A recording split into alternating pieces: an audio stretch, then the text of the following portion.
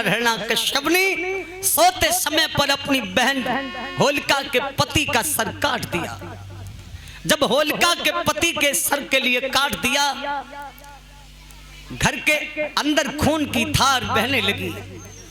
जब खून की धार बहने लगी तो होलिका ने जिसमें देखा, पति के धड़ से सर अलग हो गया।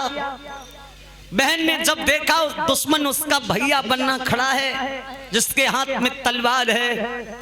होलिका बहन के लिए बड़ा दुख हुआ।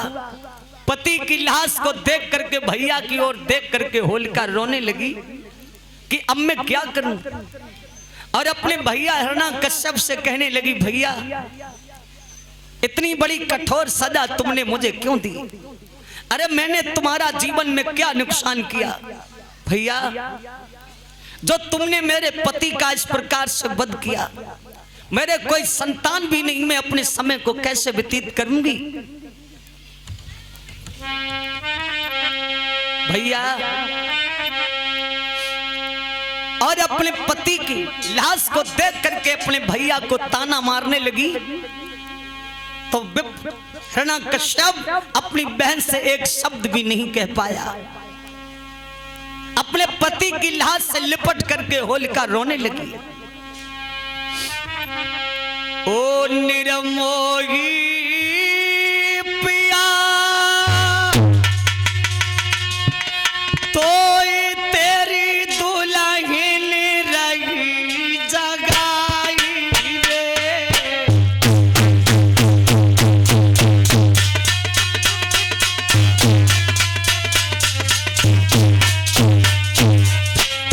आज अपने पति की लाश से लिपट करके होलिका रोने लगी।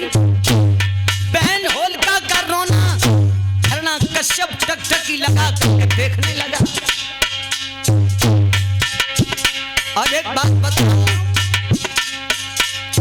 जिन पत्नियों के पति नहीं रहते हैं, पति का साया जब पत्नी के सर से हट जाता है तब उनके लिए पति की औकात मालूम पड़ती है। आज होलिका जब व्याकुल होने लगी,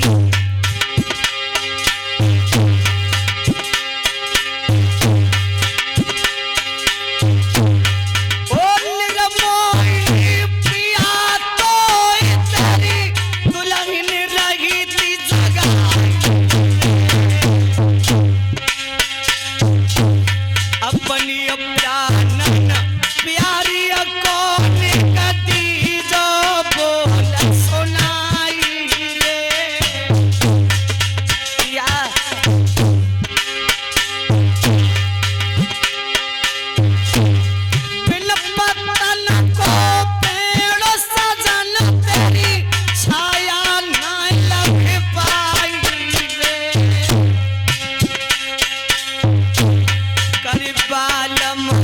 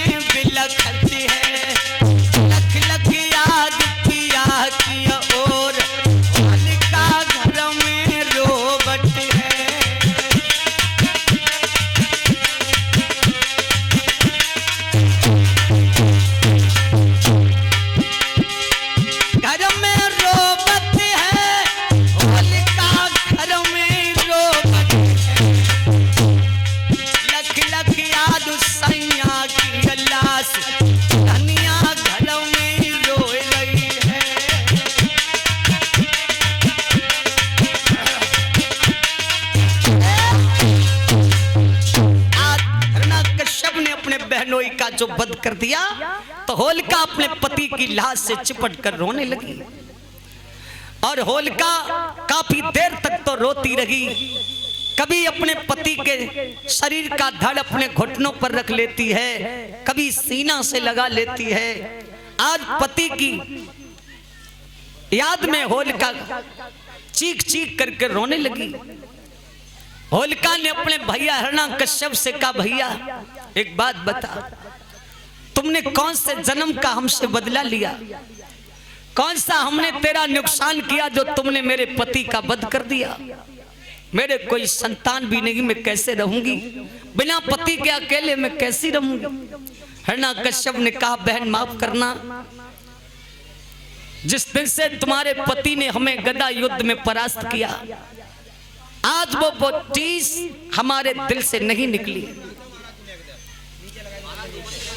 तेरे पति के सामने में गदा युद्ध परास्त हो गया, वो आज भी हमसे बैर दूर नहीं हुआ।